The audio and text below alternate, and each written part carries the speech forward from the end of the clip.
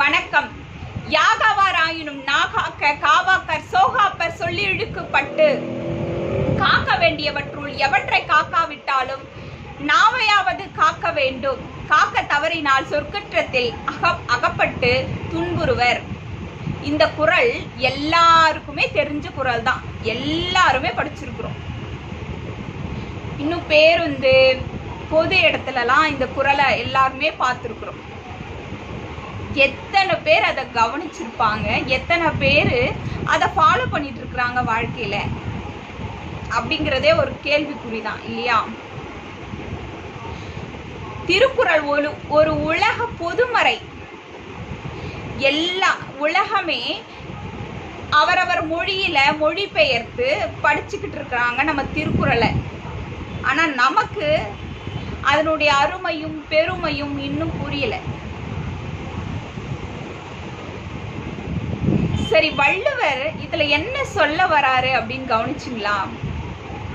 ஒருவர் இன்னொருவரை கடுமையா பேசுறாங்க அப்படின்னா அந்த அந்த வார்த்தைகளை வாங்குறாங்க இல்லையா, அவங்க துன்பப்படுவாங்கன்னு சொல்லல. அந்த பேசுறாங்க, அந்த கடுமையான வார்த்தைகளை பேசுறாங்க இல்லையா, அவங்க தான் துன்பப்படுவாங்க அப்படின்னு சொல்றாரு. ஏன் வள்ளுவர் இப்படி சொன்னாரு? இது மேலோட்டமா பார்த்தா வாயால தான் எல்லா வம்பும் வாங்கிக்கிறோம். இது எல்லாருக்கும் தெரிஞ்ச விஷயம்தான், எல்லாருக்குமே ஈஸியா புரியும். இதுல இன்னும் நிறைய ஆழ்ந்த அர்த்தங்கள் இருக்குது. லா ஆஃப் அட்ராக்ஷன், பிரபஞ்ச ஈர்ப்பு விதி அப்படின்னு ஒண்ணு நம்ம எல்லார்கிட்டையும் ஒவ்வொரு நிமிஷமும் செயல்பட்டுக்கிட்டே இருக்கு. இந்த விழிப்புணர்வு எல்லாருக்குமே வேணும்.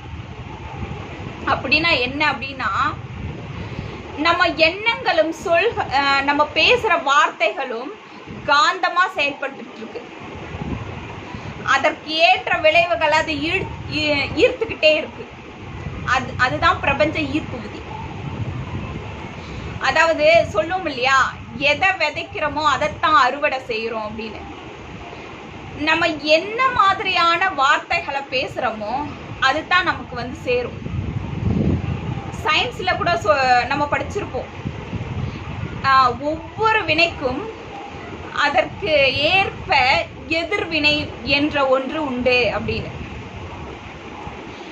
ஏன்னா வார்த்தைகள் அவ்வளவு சக்தி வாய்ந்தது. சிலர்லாம் சபிப்பாங்க, நீ அப்படி ஆயிடுவ, இப்படி போயிடுவ அப்படின்னு.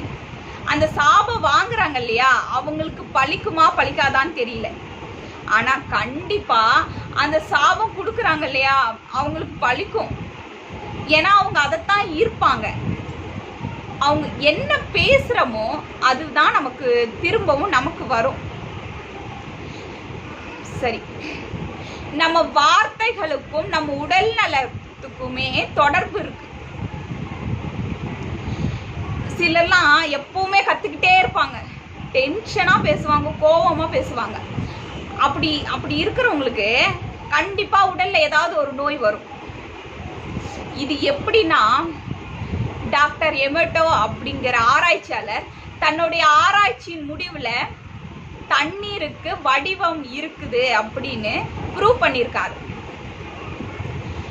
அதாவது தண்ணி கிட்ட தொடர்ந்து பாசிட்டிவா பேசி அந்த தண்ணீரை மைக்ரோஸ்கோப்ல பார்க்கும்போது அந்த தண்ணீருடைய மூலக்கூறுகள் நல்ல வடிவத்தோடையும் நல்ல நிறத்தோடையும் இருந்ததா சொல்றாரு. அதுவே தண்ணிக்கிட்ட நெகட்டிவா பேசி அந்த தண்ணீரை பார்க்கும்போது அந்த தண்ணீர் வடிவமற்றதாகவும் மங்கிய நிறத்தோட இருந்ததாகவும் அவர் ஆராய்ச்சியின் முடிவுல சொல்லியிருக்கிறாரு. அப்போ நம்ம உடல்ல 70% தண்ணீரா தான் இருக்கு இல்லையா? அப்போ நம்ம பேசுற வார்த்தைகளுடைய விளைவு எவ்வளவு வீரியமா இருக்கும். நம்ம தொடர்ந்து இந்த நெகட்டிவ் வார்த்தைகளை பேசும்போது இந்த நெகட்டிவ் எனர்ஜி நமக்குள்ள பாஸ் ஆகுது. அது காலப்போக்குல என்னன்னா, நம்ம உடல்ல இருக்கிற செல்லு பழுதடைந்து நோயா நமக்கு வருது. அதனால ரொம்ப கவனத்தோட வார்த்தைகளை கையாளணும். சரி, இன்னும் சிலர்லாம் பேசணும்லாம் பேசல, இன்னொருத்தரை காயப்படுத்தணும் அப்படின்னு இன்டென்ஷனோட பேச மாட்டாங்க. ஏதோ கோவத்துல வார்த்தைகள் வந்துடும், அதுக்கப்புறம் அவங்களே ஐயோ நானா இப்படி பேசிட்டேன் அப்படின்னு ஃபீல் பண்ணுவாங்க. சிலர்லாம் இப்படியும் இருக்காங்க. அந்த கோவம் வர நேரத்துல நம்ம பேசவே கூடாது. ஏன் அப்படி வருது அப்படின்னா, நம்ம மூச்சு காற்று சரியா இயங்காது. நம்ம மூச்சு காற்றுக்கும் நம்ம மனதுக்கும் தொடர்பு இருக்கு. நம்ம மூச்சு காத்து சரியா இயங்காத போது வேகமா போயிட்டு வந்துட்டு இருக்கிறோம். சீரா இயங்காது மூச்சு காற்று. நமக்கு கோபம் வர நேரத்துல இந்த மனம் என்ன பண்ணும், வேகமா அலை சூழல் போல எண்ண அலைகள் வேகமா சுழன்றும் போது நம்ம தன்னிலை மறந்து நம்ம பேசிடுவோம். சில வார்த்தைகளை, கடுமையான வார்த்தைகளை பேசிடுவோம். இப்போ என்ன பண்ணணும், அந்த நேரத்துல பேசவே கூடாது. 2 நிமிடம் மூச்சு காத்தை இழுத்து விடணும். இப்படி 2 நிமிடம் நம்ம அந்த மூச்சு காத்தை இழுத்து விடும்போது மூச்சு சீரா இருக்கும், மனசும் அமைதி அடையும். நம்ம எண்ணம் சரியா இருந்தா தான் நம்ம வார்த்தைகள் சரியா இருக்கும். நம்ம வார்த்தைகள் சரியா இருந்தா தான் நம்ம செயல் சரியா இருக்கும். நம்ம துணி அழுக்கா இருக்கும்போது துவைச்சு தான் போடுறோம் இல்லையா, ஆனா நம்ம மனசுல எவ்வளோ அழுக்கு இருக்கு, அது அப்படியே தானே இருக்கு. அதை நம்ம வாஷ் அவுட் பண்றதே இல்லை. அழுக்கு, குப்பை அதெல்லாம் அப்படியே போட்டு வச்சிருக்கிறோம் மனசுல. அது நாள் கணக்குல அது அப்படியே இருந்தா அது என்ன ஆகும் இல்லையா? இது எப்படி துவைக்கணும் அப்படின்னா, தியானம், இறை உணர்வுலே இருக்கிறது, இறை சிந்தனையிலே இருக்கிறது, இறை வழிபாடு, நல்ல புத்தகங்கள் படிக்கிறது, நல்ல விஷயங்களை மட்டுமே கேட்கறது.